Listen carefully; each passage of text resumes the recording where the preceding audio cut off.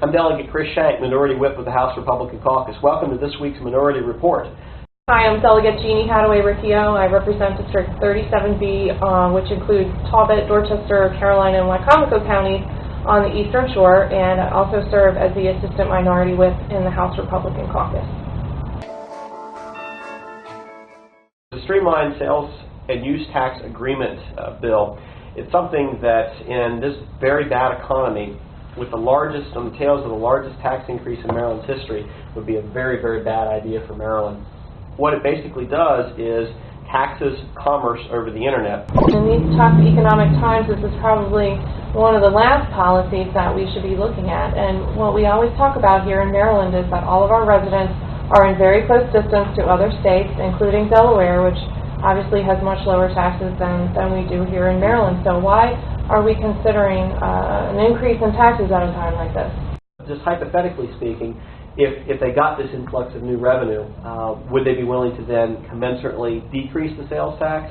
I really don't think so.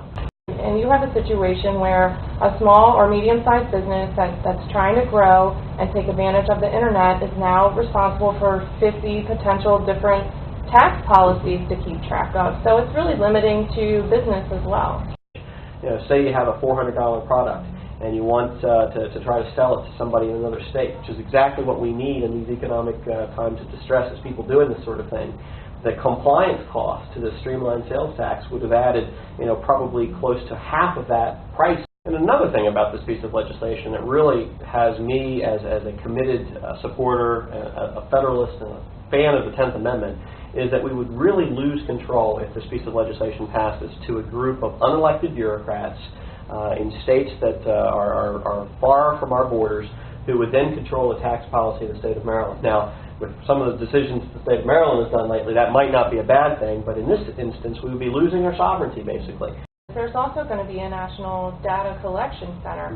So that brings to question this issue of privacy. And I think in this day and age, with all of the identity theft going on and all of the fraud going on, there's a renewed focus on protecting our private information, which is now going to have to be collected by retailers and merchants on the internet and turned over to this national collection database that at that point we have no control over.